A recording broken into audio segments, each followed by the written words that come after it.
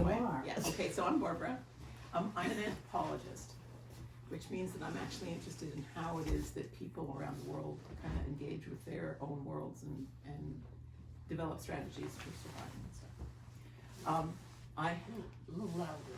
Okay, starting in 1980, I showed up on the north coast of Alaska in Barrow, which is now called Reykjavik, and I worked for 3 years for the tribal government, which was incredibly informative and politicizing.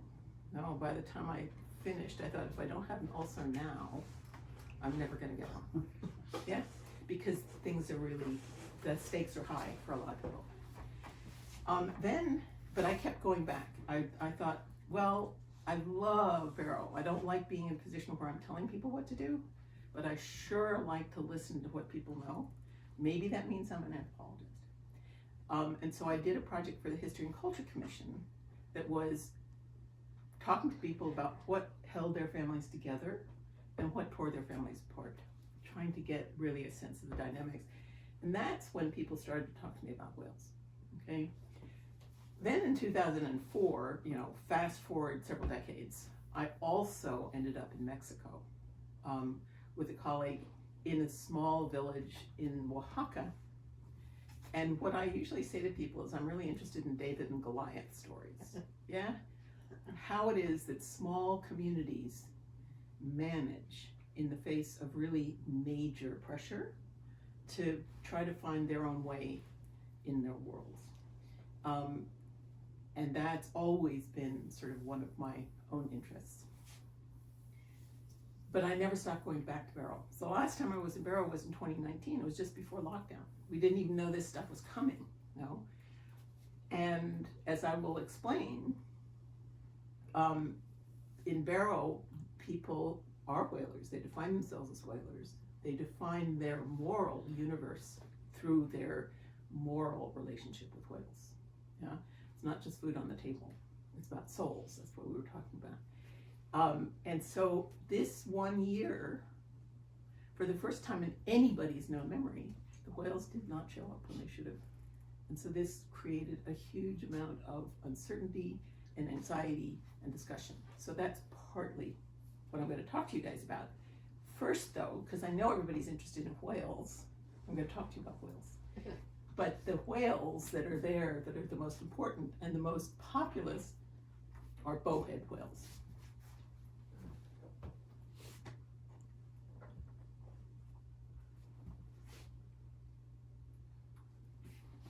Okay, so this is Arctic ice. This is actually what's called an ice calving event. This chunk of ice is breaking off and it's going to start floating towards Siberia. You can see a mama polar bear and her cub. Oh, yes. Yeah.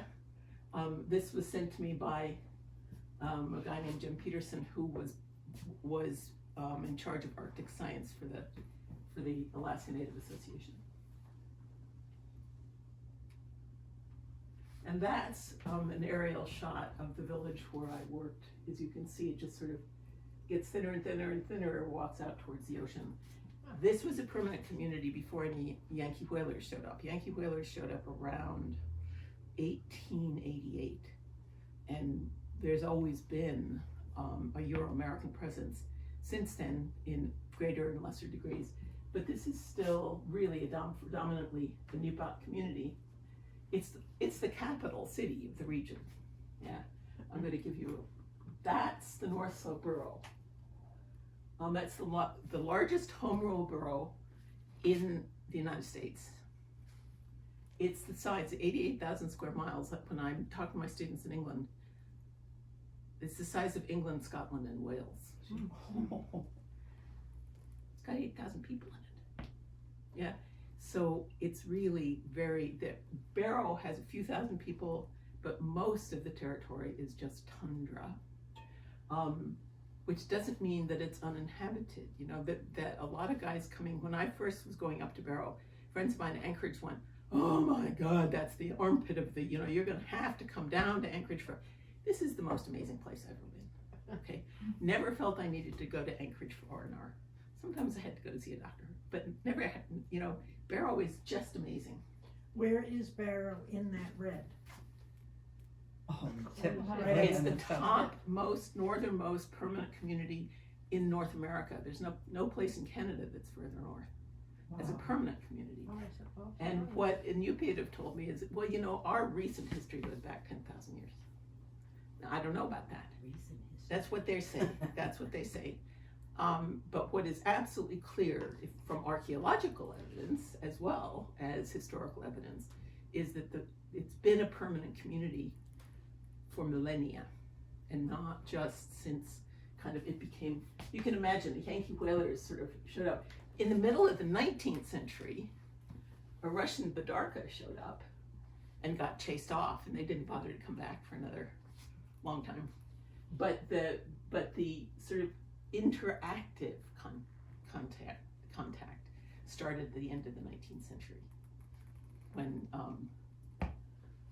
it's not, when I call them Yankee whalers, it's mostly that the funding came through sort of the East Coast or California, but the makeup of the crews was very, very international.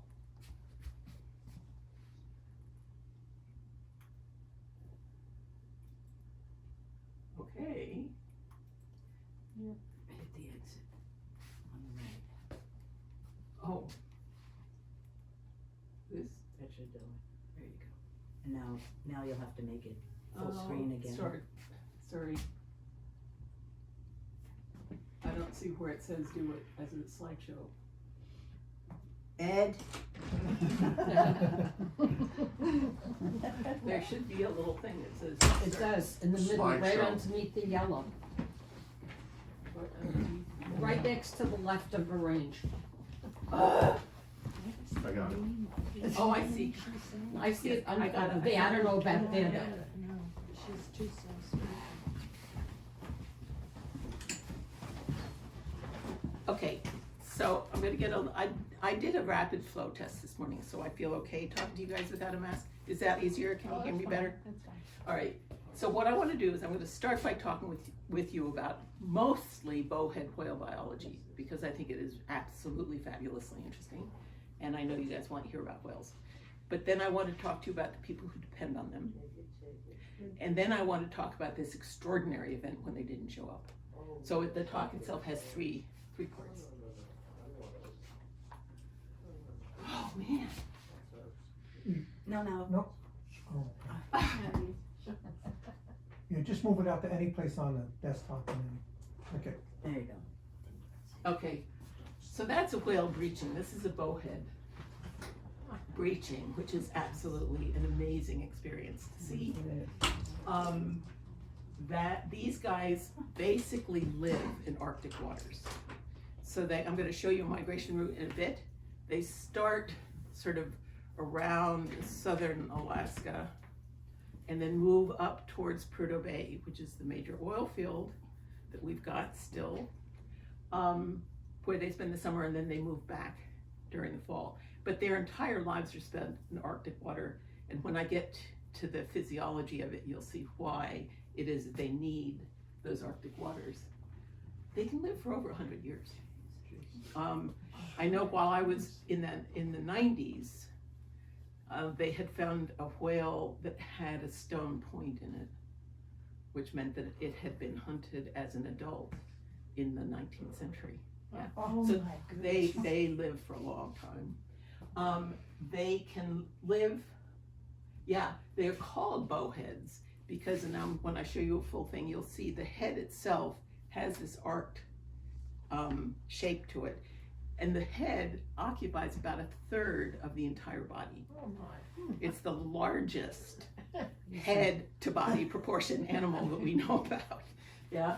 But what they say is that because of that shape of the head, what it allows them to do is to break through, because most of their migration is when there's ice cover. Yeah. So they have to be able to break through the ice because they are mammals, they gotta breathe. And so they're very, very beautifully adapted to the conditions in which they live. There are about 10,000, they figure, there's about 10,000 whales altogether. They cannot be hunted commercially. They've not been able to be hunted commercially since I think the 1980s or maybe even the 70s. They swim about 4 to 5 miles an hour. So Now, one of the things that one of the whale biologists told me is as it's getting warmer, whales are kind of slowing down. They're kind of playing. They seem to they eat, and we'll get to this as well. I jump around a bit. They eat a lot of plankton. If there's more, they slow down. But apparently, the immediate effects of warming temperatures is, excuse me, that they're feeling good about it. You know, they're feeling they're very, very social creatures and very playful ones.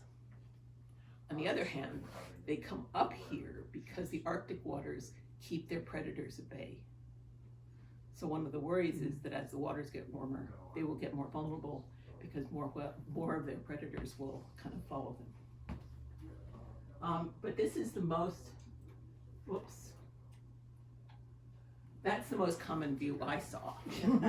No, that you're standing on the shore, and it's a nice day, and you're kind of looking out, and what you're looking for is the spray. That's right. Because they've been traveling for hours and hours under the water, and they come up with a great phew. And that's a collective pastime, you know. Get a whole bunch of people on the shore go, there's one. Oh no, there's one. So that's the most common view. Oh, go away. Just don't hit on it. No, there. Yeah. Gotcha, thank you.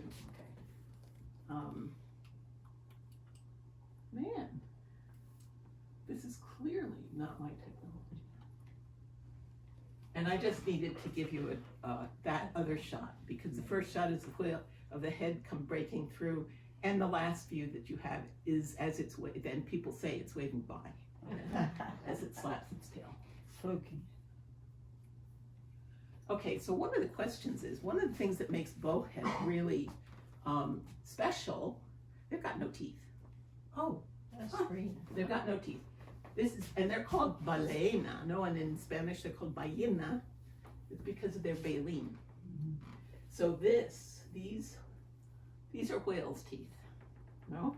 They're huge. They're made out of the same material, really, as teeth, but they're feathered. And so what they're doing is filtering the plankton, because these absolutely humongous animals eat nothing but plankton. Okay, so top of the food chain eating from the bottom of the food chain. what is that? What am I looking at? You're looking at a whale's mouth. Right, but the top. And that's his sort of, no, that'll be the blowhole. That'll be the nose. Okay. Okay, I looked and looked and looked for a really good picture that would show you, but this gives you an idea of how finely organized these rows of baleen are.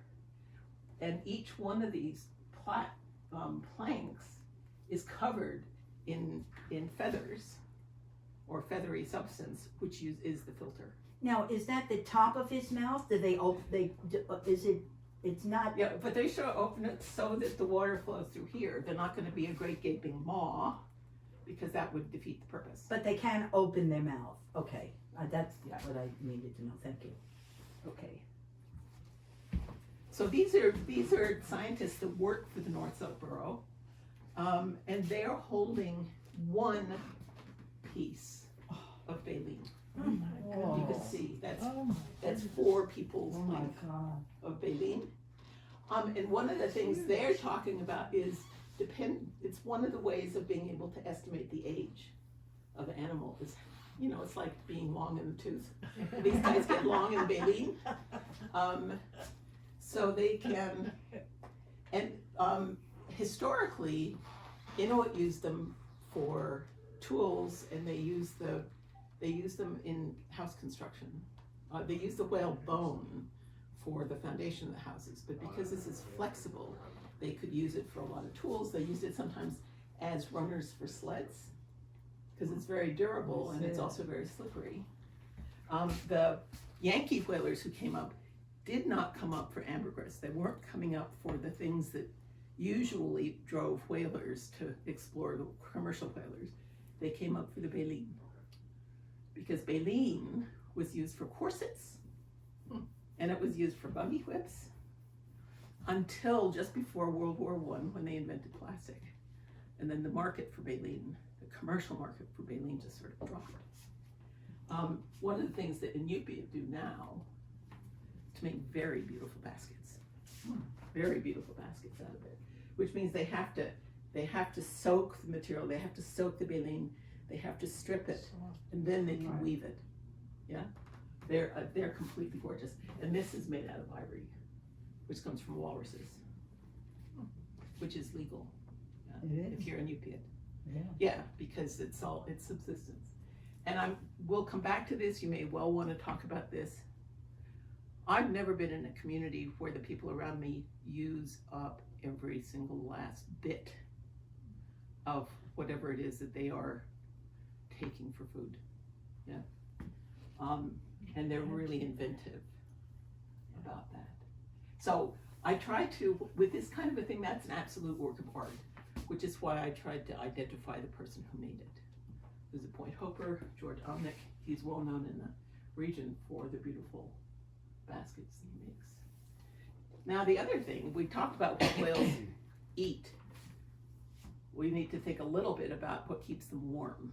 You know, I mean, you're eating plankton, which is about a zillionth of a calorie per, so they have to eat tens of thousands of calories a day of this stuff. But what they do physiologically, this is the skin, and immediately under the skin, this has been cut off, is a huge layer of fat. It's a huge layer of fat, which means the meat itself is polyunsaturated. It's not like a cow's meat that has it marbled. The fat is all under the skin, so it acts as insulation. And I looked to see if I couldn't find a picture of this from Craig George, who's one of the biologists, showed a picture of the interior temperature of a whale in the Arctic waters. And even though the temperature of the water was below zero, well, below 0 centigrade, below freezing, the temperature inside the core was very, very, very warm, because they're so well designed for absolutely managing these Arctic waters, ice-filled waters. And that was the best picture I could find you that I thought would give an idea. But the baleen itself would probably extend sort of out to here. This has been cut off, because people eat that. Yeah. Is that blubber? What they call Yes. blubber? So I have a T-shirt that says "Got Muktuk," which is the name, and you put name for it. It's a real delicacy, but I thought it was too cold. I didn't want to just. But your core temperature. My core temperature we find. Gotta get a Yes. little more fat. Yeah. But this is another very interesting thing. I don't know if you guys know. I didn't know it until I was talking to some of these hunters. That if you have a diet that's predominantly meat, and their diet is about 98% meat, because this is the Arctic, you don't grow veg. You need to have a certain proportion of fat in order to metabolize the meat. And the first time I heard that, I was talking to an elder about his memories of actually famine time at the early beginning of the century. And they were traveling looking for food, and they came across a campsite with people who had died of starvation, surrounded by ptarmigans. And he said, yeah, but no fat, of course. And I went, what? And then I found that you can eat all kinds of protein. If you don't have some fat to metabolize it, your body doesn't do it. So that's my plea not to demonize fat. Okay, so the other question is, given that everybody is interested in the health of the population and how many whales there are and where they are and what they're doing, the question is, how can you tell them apart? Can you tell them apart? And this is very, very interesting, because the markings of white are like fingerprints. No two whales have the same. And partly that's because no two whales have the same, but also as they go through their life and they come into contact with boat rudders, for instance, or with crab traps, for instance, their bodies become marked by the things they come into contact with. So that there are huge photo archives of migrating whales, so that people can match the markings and follow crystal, for instance, from one place to another and know whether the whale that you're seeing here is a whale you've already seen or whether it's a new one. So it's very, it's kind of a neat technology that I was learning about from the whale biologists who have been employed at the Northrop Bureau to keep track of what's going on with whales.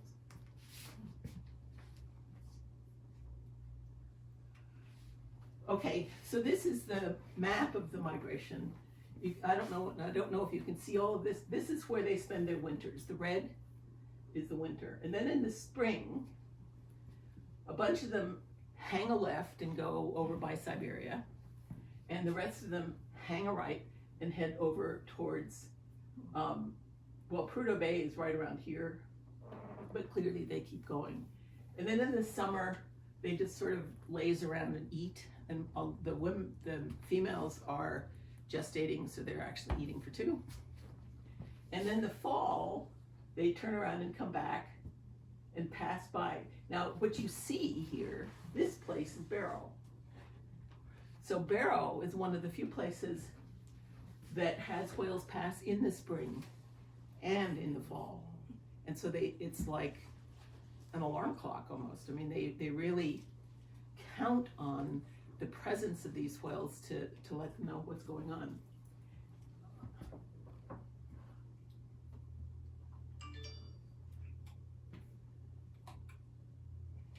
Oh. And so now I want to add humans. In Yup'ik, first of all, the word for person is Inuk, and the plural of person is Inuit. We are Inuit, according to the guys that I work with in Barrow. According to guys in Canada, Inuit is an ethnonym, but not for Inupiat. The guys that live in Barrow call themselves Inu, which means person, and Piak, which means real. So we're all Inuit, and they're the real people. Yeah.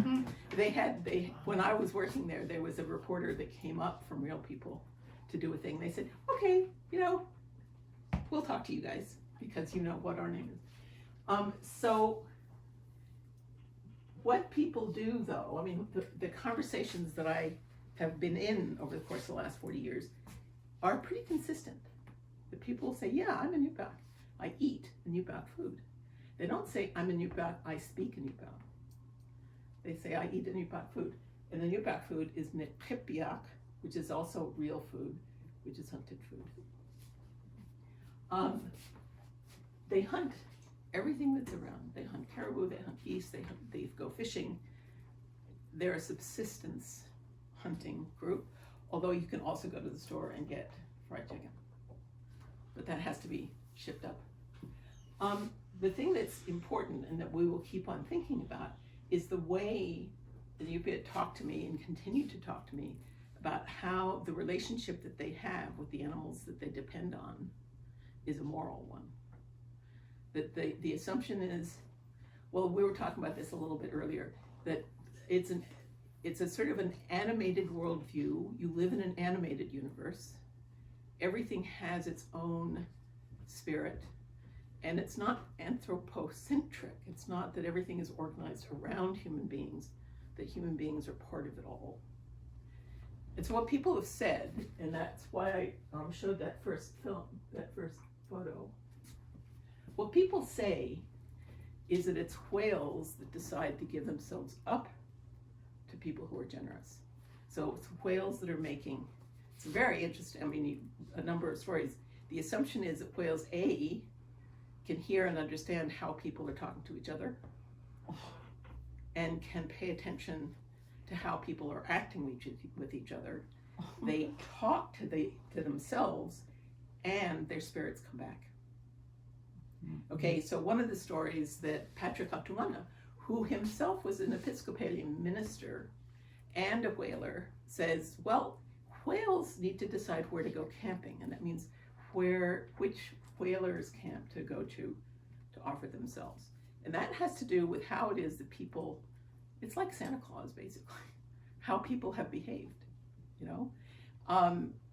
And what the exhortation is throughout the entire year, if you're a whaling captain, your job is to make sure that people around you are not hungry, that your job is to share the generosity of the animals with everybody else. You can't hoard it.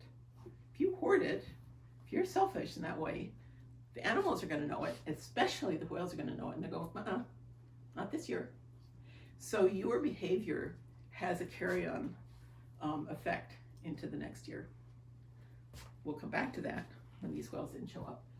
Okay, so, and it's like they were sitting there reading Anthropology, that if you have a gift and you reject a gift, then the person who's giving the gift is going, well, forget you. Yeah? So basically what they're saying, but it's a gift with conditions. And this is why Patrick was saying the whale may give itself to a particular whaling crew. And I've heard one captain say, look, the whale's giving itself to you, can throw stuff at it and it's not going to go away. It has given itself to you. You need to receive it. But it's not giving itself to the crew. It's giving itself to the community. So it really needs to be part of a communal effort. So this crew, for instance, has harpooned the whale and is bringing it in to the shore ice, to the ice pack. And they send out a message to town saying, we're heading to this place to try to bring it up on the ice. Okay? That's slightly fuzzy, but then people sort of in droves get on their snow machines and come out to the side to help bring this. So this is a communal effort to bring the whale up. This whale, this was a really small one. This was about 27 foot. That's 27 tons. No. All right, about roughly. So you can't do it by yourself. You can't do it with a crew of 8 people. You gotta have help, and help's there. And if you can see that, I hope you can see that picture. That's men and women, it's boys and girls, it's all kinds of ages, and they're all pulling. Okay.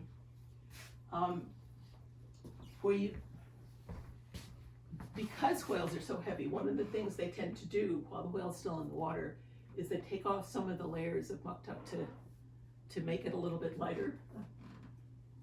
And you can imagine that now, with climate change, the ice is getting thinner and it's getting more precarious. People are really worried about whether they have to find a place to establish a camp where the ice is strong enough that they can pull a 27-ton animal onto the ice in order to bring it in. So that the bringing it in, is a communal effort. Then one of the rules is that you have to treat the body tenderly. And the first time I showed this photograph, this was one of mine, first time I showed this photograph to an archaeologist friend of mine in Anchorage, he said, that doesn't look very respectful to me. And I said, I can't imagine anything more respectful. Because otherwise you would have had to kind of put a rope on the tail and drag it on a gravel-filled road to a spot. This is much nicer to the whale body to pick it up and carry it. To me, it looked like a dance. It looked like because the drivers of these front end loaders really had to coordinate in order to be able to do this, to get it. So you need to treat body tenderly. You get it to the butchering site. And then the whale is divided into shares. That every whaling crew who has helped, they didn't have to be there at the moment that the whale was harpooned. Any whaling crew who helped has earned a share in this whale. Once those shares are taken home, then they have to share it. And there's a difference. The share is a quantity. And that's yours because of your labor, because of your work. The exhortation to share is general. And in the spring, they have a feast called Nalukatak, which is a celebration of a successful hunt in which everybody is there and everybody, this is the crew that was hosting this particular feast. These are all quantities of whale meat, and these are all the people that are around. And what they say is that at Nalukatuk, anybody can show up and expect to be fed. So if you've just gotten off the plane from Hawaii and you know where to go, you can get food, because this is the way that the crew is thanking the whale and is thanking God for the generosity of this food. And this is the most celebrated, most ritualized way in which the community gets fed. But it's a very, very interesting thing, because people show up with garbage bags, you know, because you get chunks of meat that you can take home, but you can't just sort of show up, shove it in your garbage bag and go home, because you have to sit together and eat together, because that's the sharing in the whale thing. But you're also talking about tens of pounds of meat you can take home that you'll be eating during the course of the winter. Yeah. Now, the other thing is that, for instance, one year, Point Hope, the ice never opened up enough for Point Hopers to go whaling. So Barrow had a good year, and they put planefuls of meat on small planes and sent it over to Point Hope, so Point Hope could be sharing in this. One of the things people may have relatives in there's one inland village called We don't know the difference. yeah, no, I've just blanked on the name. It's an inland village where people eat caribou, but so they'll send caribou up north and they'll get whale coming back. So the notion that the whale shares itself amongst the whole community is a very, very broad definition. It's not just this is the physical village where we.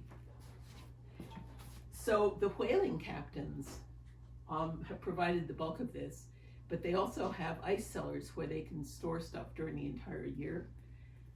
Before they go whaling the next spring, that ice cellar has to be emptied.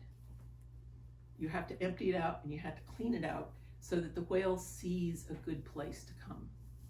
So that means that you cannot hoard.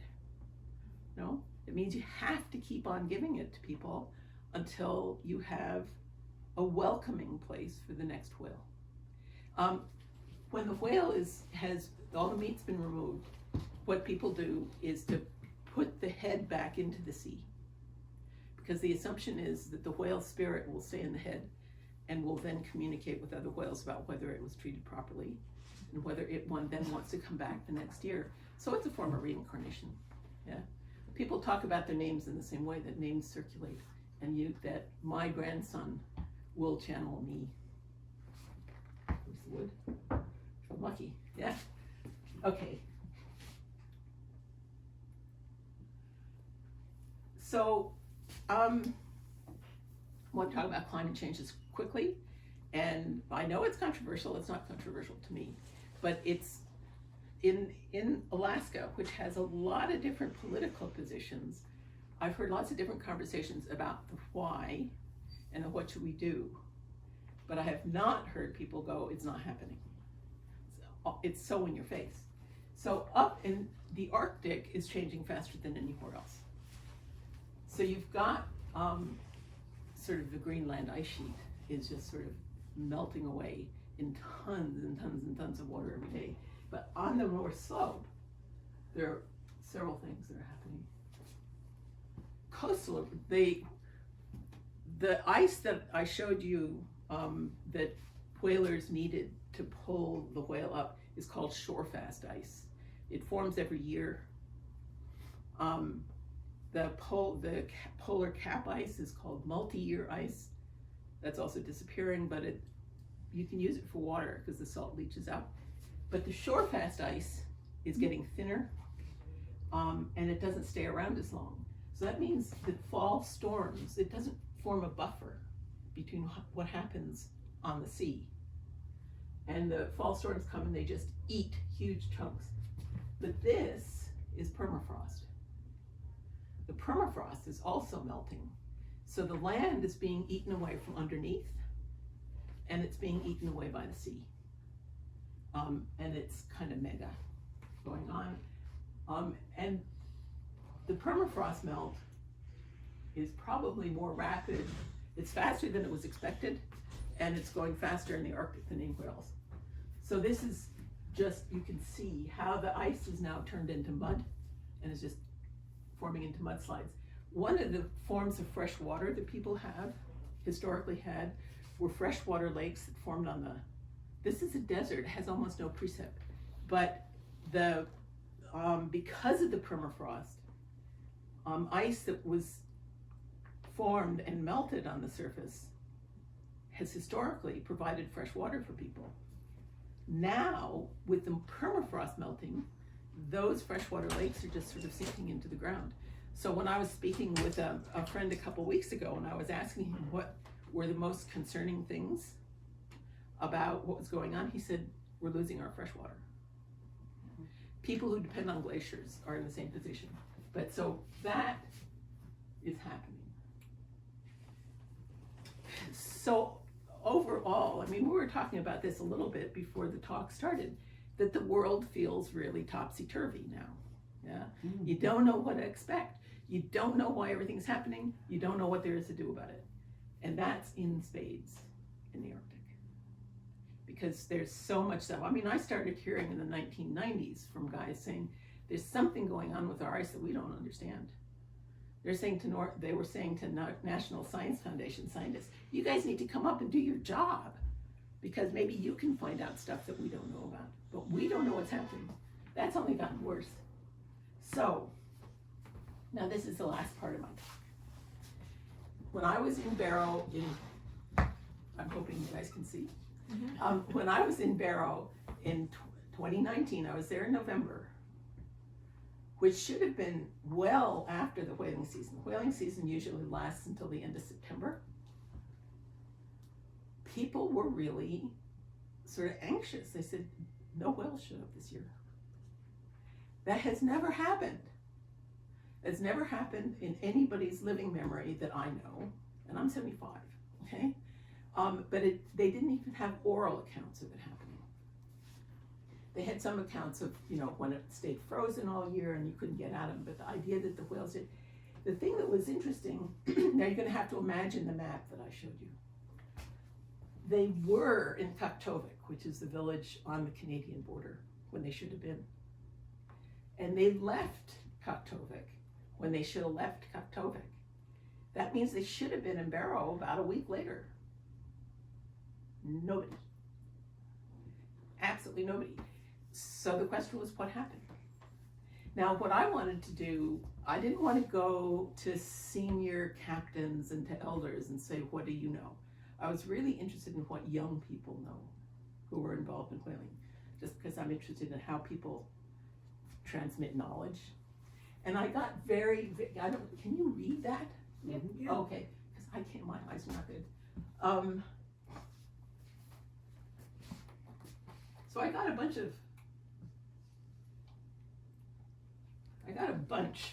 of really interesting responses from people.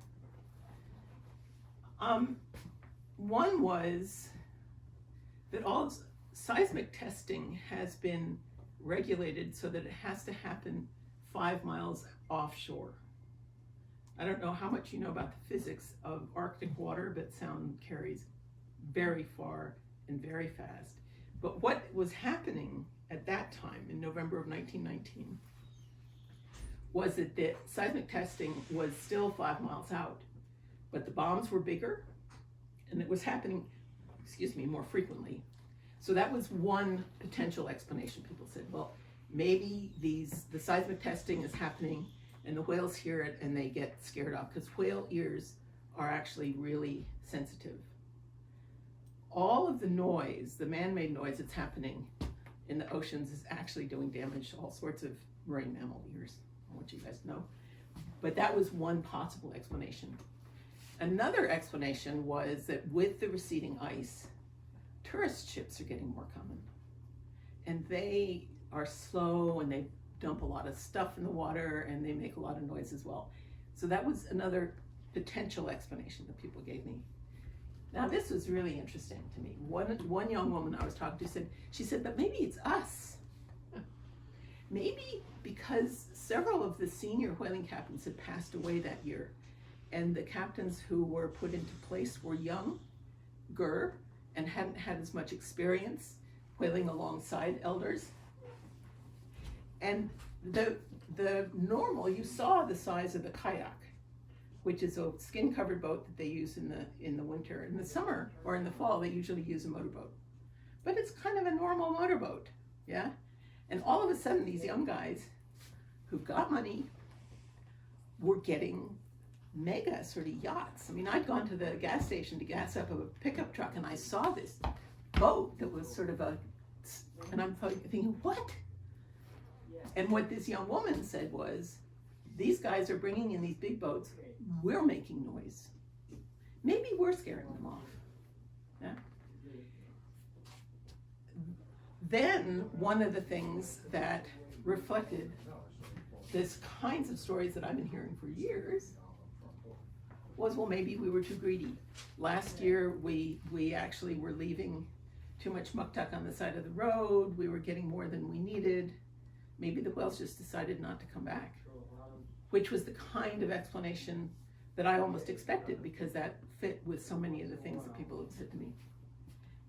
But, and then one of the others would be explanations, might be a more biologized explanation, which was, well, maybe the content of the plankton population is moving because the temperatures of the oceans are rising, because the salinity is changing, because of all of this. So maybe this food supply has changed, and so the whales hung right as opposed to hugging the shore. Now, the thing that I found super interesting about that was that as I was listening to these conversations and these explorations, nobody was competing. Nobody was saying, I've got the right answer. Nobody's saying you're wrong. They were saying they're not, and they weren't saying you need to listen to me. They were saying, this is really perplexing. What do we think is going on? The other thing that I found very striking, and I want to come back to it, is that nobody was pointing a finger to blame somebody else. So they weren't saying, okay, we need to find the culprit into something. But we need to understand what's going on so we can shift our own behavior. In all cases, and I also thought this was really super interesting, the assumption was that the change in the whale behavior was a decision on the part of the whales in response to human behavior. So they assumed, the word that gets used in anthropology is agentive, that whales are their own agents, and that so that what humans do creates a response in the animals that you need to then pay attention to and respond to. Now, this is the other thing, and we can talk about this. Oh, come on. This was 2 days before I left, and it was about 4 days before Thanksgiving. One of the anxieties, because the Thanksgiving feast is a huge communal feast. You don't sit at home and eat turkey. You go to the churches and eat whale meat in the midst of a ceremony that thanks God and thanks the whales and thanks all the other animals for the bounty that people have been able to receive during that year. That's what Thanksgiving is about. So the idea that there had been no whales giving themselves up for that feast was really worrying to people. 2 days before I left, I was sitting in a friend's house, and all of a sudden said, such and such a crew found a whale. One crew had just gone out to look around. You don't go whaling in November. It's fall storms. There aren't any whales around. It's not whaling season. But this one crew thought, well, we'll just have a look around. And they encountered one small whale, which gave itself up, according to them. And that whale, it was only about 24, 25 feet long. It was butchered in about 25 minutes. So everybody in town was out there to help. The joyfulness was palpable. The first thing that happens when a whale is caught is that the whaling captain's house offers a meal, cooks, but makes stewed fruit and makes a kind of bread, along with some cooked whale. And the line to go by and get some of this food went down the street and around the corner. Pretty much everybody showed up because it was such a joyful event. But it also meant that they could have Thanksgiving. So it was perceived as a gift. It was responded to gratefully as a gift. That's one of the things that people, that maybe the whales did when the whales didn't show up. I don't know. So this is my last slide. I'm not suggesting that Reykjavik is a perfect community. You know, like I said, when I finished working for ICAS, I thought, if I don't have an ulcer now, it's not going to happen. People fight. They take sides. They gossip. Yeah? It's a small town. Happens everywhere. What is so interesting to me, though, is how the exhortation to hunt in harmony has an effect on that dynamic that seems to me to be really genuine. So I can't tell you whether or not that event had an effect on the next year, because the next year was lockdown. Whales did show up the next year. There were no tourist ships. There wasn't as much oil exploration. There wasn't as much whaling activity. I don't know. So I don't have the information to talk to you with any kind of authority about what I think happened the following year. What is interesting, when I was in Barrow for the whole story, was several years ago when people were pulling the whale up on the ice, one of the guy wires got loose and swung out and killed somebody. Now, and that was, of course, that was the subject of a huge concern for a long time. What I didn't hear was, I don't know why George didn't check his equipment. What they said was, and this I heard over and over again, was, we've been fighting too much. That this was received as a message from whales saying, you're not acting according to our agreement. And what I can tell in that instance, because I was there for the, over the course of a couple of years, that they really did actually try to put a lid on the fighting too much. And they tried to put a lid on making sure that there wasn't waste and making sure that everything was shared out. And they assumed that because whales came back and gave themselves up the next year, that was in response to the change in their behavior. Now, what's interesting to me is that was a collective response to an individual tragedy. Yeah? And that it was a collective response that carried out over time. And again, I'm not saying these guys are perfect, because they're not. But it is interesting to me how this exhortation that to hunt in harmony, for the whales to want to give themselves up, can have such a strong effect on the agreement of people that they need to come to some kind of collective idea of how they can kind of improve the situation. And that's my take-home message. Does anybody have any questions? How many whales would they kill in a season? Okay, yeah. So right now, whales are, basically the position of Inupiat is we never want to take more than 3% of the known population of whales. We really want our grandchildren to be able to do this as well. They negotiate with the International Whaling Commission via the government. So they have a quota. The quota is for the region, it's not for an individual community. So if one community is not able to get one, another community can send it. Barrow is sort of 8,000 people. What I've seen over the course of the year is about 14 whales. It's a lot, but it's also the food for that. It's food that doesn't just feed Barrow. It feeds these other communities as well. But for a whole year, it Yes. feeds them. Yes. Yeah. It does. Wow. And this invocation to empty out your ice cellar so that you're not ever throwing stuff away, that is a really strongly felt exhortation as well. And what's very, very interesting, because I had brought some kids from Mexico, brought them together with kids from Alaska, and we were visiting different whalers and visiting ice cellars. Some of the barrel kids had never been in an ice cellar. An ice cellar depends on permafrost, you know? So this is something that's in danger, but an ice cellar goes down about a story, yeah? Wow. And it is a deep freeze that you can store meat in for a year. You have to be very careful. You have to be careful if it's been closed. You have to be very careful to aerate it because you can get a buildup of gases and things like that.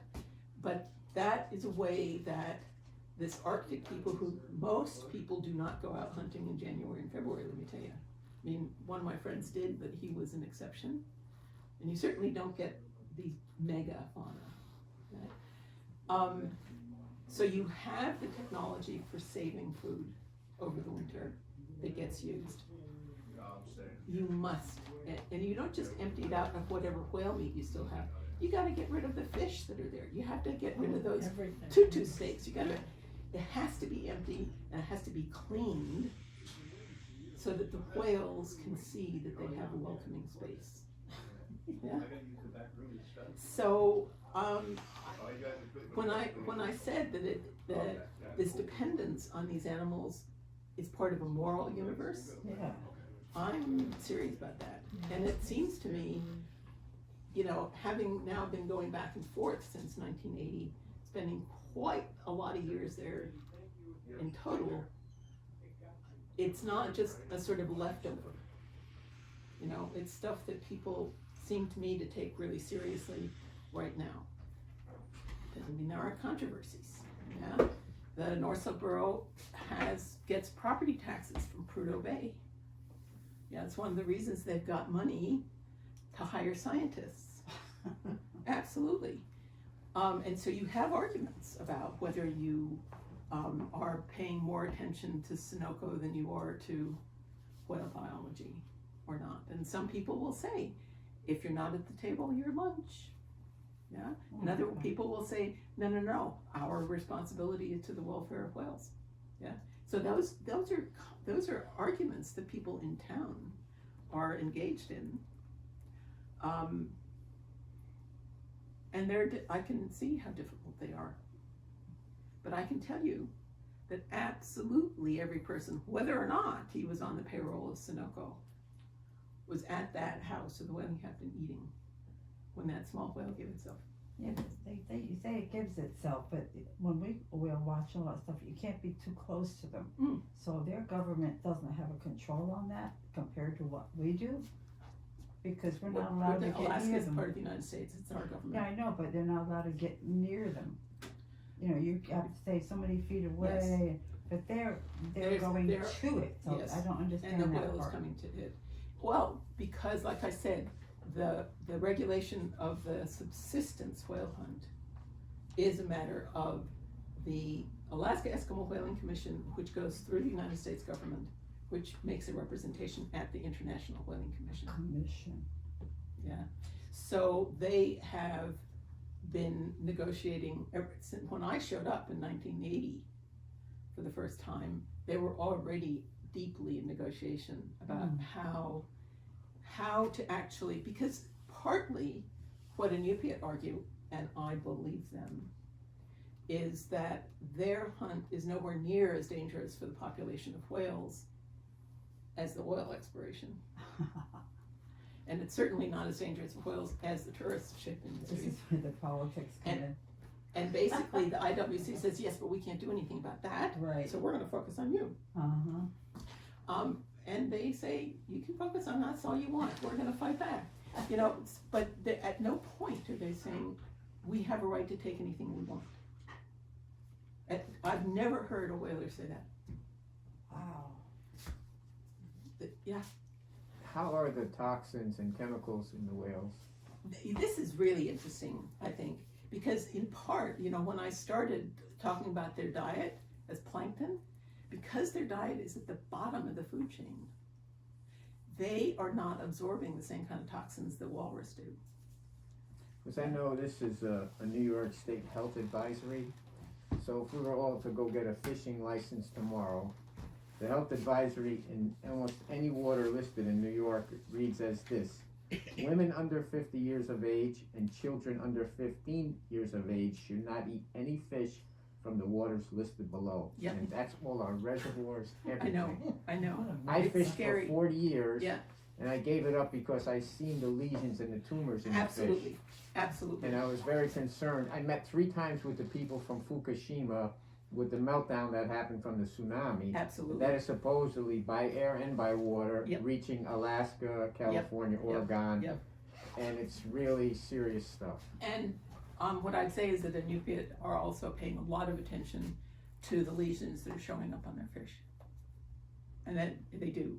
And it's hard to know exactly where it's coming from, because on one hand, you've got a whole lot of industrial runoff coming from Siberia into the Bering Strait and going up. But you also have the Red Dog mine, which is a lead zinc mine, which is around Point Hope, pouring its stuff into the water. You've also got stuff that's coming through the air currents. You're absolutely right. But and they're paying a lot of attention to whale meat, you know, because it's so cosmologically important. And up till this point, it doesn't seem that that kind of toxicity is showing up in the whale meat. It is showing up in other meat. And on the other hand, you know, with radiation stuff, they're pretty worried about lichen and what caribou eat, you know. So it is. I mean, the thing that is so scary is that it's basically the threat is to almost all of the food sources that people have. Is there much medicine used up there? Can you? Medical medicine? Yeah. Because my studies show that the synthetics in the medicine can't be broken down by sewage plants or I'm wells sure or that's true. septics. So this actually kills the krill and the plankton, which start the life force. That I was thinking less plankton, less whales. Absolutely. No, and I mean, the other thing is that one of the things that's happening with the sort of the increase in the release of various kinds of gases like methane and stuff with the melt of the permafrost and the melting ice is actually that there's less oxygen. And that with the changes in the sea, I'm not even talking about toxicity right now, that 4 or 5 years ago, there were no plankton that were registered sort of south of the Bering Strait. For me, this is one of the scariest things ever. Oh yeah. You know, you stop having oxygen, nobody survives this. So I don't know, I'm not trying to do this as a scare story, Mm-hmm. but I agree with you that these are the whole question of toxicity that then gets made intensified by sort of environmental changes. Like I said, makes everything topsy-turvy. Right now, and you guys don't have any wood. Right now, it seems for the moment that whale health has not yet shown signs of stress. Now, when I was talking with Craig George, who's one of the major whale biologists up there, what he was saying is you need to pay attention to the fact that immediate, midterm, and long-term consequences of these changes are different. So, and he said it could be that right now whales are feeling happy and they're slowing down and they're playing and they're eating and they're fatter. But if it keeps on getting warmer and more predators come up, or if the source of plankton drops, I mean, if plankton drops, then whales drop. You're absolutely right. But if plankton drops, plankton are responsible for something like, I may be exaggerating, I think this is a real fact, 50% of our oxygen. I mean, plankton produce a huge proportion of the oxygen that we breathe. So if we lose that, and there are, when I started talking about with some of the Arctic ecologists about this stuff, they said, yeah, no, there are places where there's measurably less oxygen in the air. Oh, well. Okay, so they eat the whale for meat, or they use Yes. the whale for meat. Yes. What other products, and you said they use everything, what else do they do with the remainder of the whale? Well, the whale bone used to be used in construction. Now it's used mostly for art The baleen is used for baskets, but the baskets are used.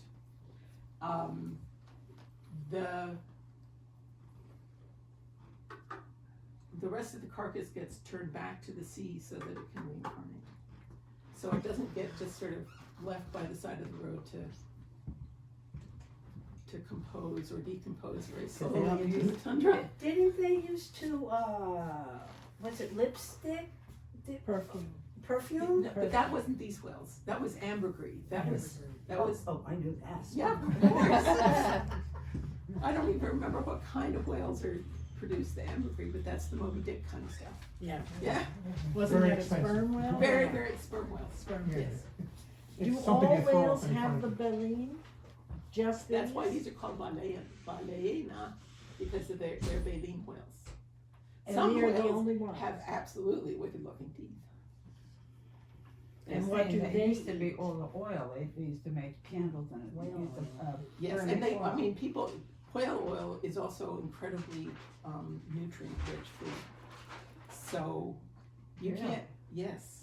So when I talked to you earlier about how, so the whale meat itself has absolutely no fat in it. It's really unsaturated.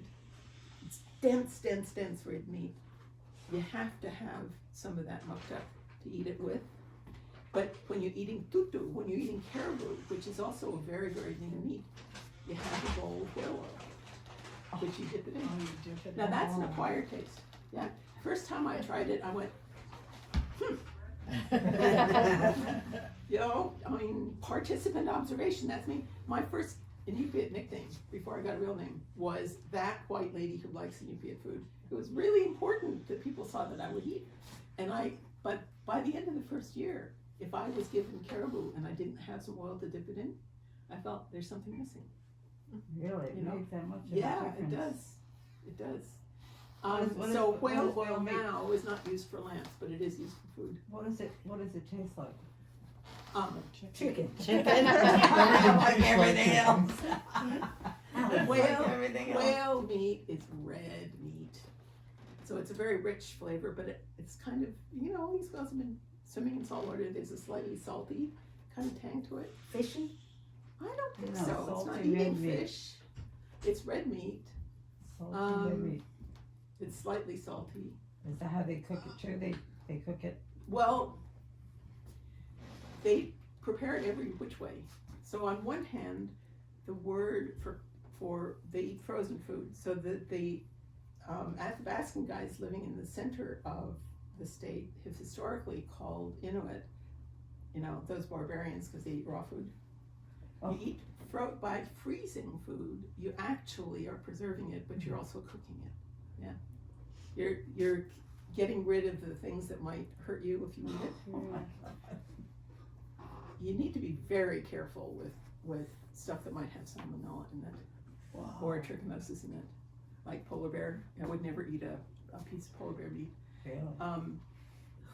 But so that's one way is okay. Doesn't that sound appetizing. on the day that you all sort of stream out onto the ice to help pull the whale in and to help butcher it, the whaling crew take the muktuk and they boil it, and then they come out and they serve it, and it's called unalik, which are little hot things, and so they're this boiled fat that is completely delicious. Oiled fat. It's completely It's like pork delicious. fat. You fry it. That We do that. I do that because with you're out pork there fat. on ice, Yes, chicken fat. you really want that sort of You like the fat makes a intense difference. shot calories, yeah. But then when you go to the feast, they will have boiled pretty much most of it. They'll have boiled all the organs, they'll have boiled the meat, and they'll have boiled the fat. And so it's all that first feast is all cooked. By the time you get to Thanksgiving and you're getting the bigger feast, they've put their shares into the ice cellar and it's frozen, so they're giving you chunks of frozen meat that you can then. People bring their garbage bags, as they said, but they also bring their knives and their paper plates and their napkins and their coffee. And they sit there and they sort of slice stuff up and they eat it. So you're eating mostly frozen food together. Oh, God. And that's God. delicious. I can't. Really, you need to believe me. It really is. But then it can also, I mean, I've certainly gone to friends and I said, yeah, I just put a roast in the oven. and it's a big chunk of whale meat. So you can do anything to whale meat that you can do to a steak. No cholesterol? It's because all No, it it's has high no fat. fat. no It has cholesterol. fat. So you need to have a bit of fat in order to metabolize it, Right, but right. it's absolutely lean. It's like deer meat, you gotta get used to it. You got You it. have to like it or don't like Yeah. it. No, one or the other. I got venison in my freezer. Yeah, I like venison. What are some of the natural enemies? You said that they have predators. The ones that I know about, because they do come up, are killer whales. You know, killer whales are not free willy. No, they're not. No. Oh, they they're will go not. after a Oh yeah. Oh, killer Oh, whale? And Yeah. they hunt in Small teams and they go And after the they're- small they ones. circle them and No, that's it. They're oh, tough. I didn't know that. Did you They're know really that? tough. Oh, killer I did whales are not bad. know. Yeah. One show I was watching said with the increased shipping and the increased commercial netting, that a lot of whales, it wasn't this species, but I'm forgetting the name of the whale, but they were down in hundreds because of being hit by boats, entangled, Right, I've heard. and Yeah. things like that. And that's what I was talking about when I was talking about the whale martins, because Yes. a whale's body will show a history of those encounters, and those are way more dangerous to the survival of the species than Inuit who want to take some food. It's my feeling.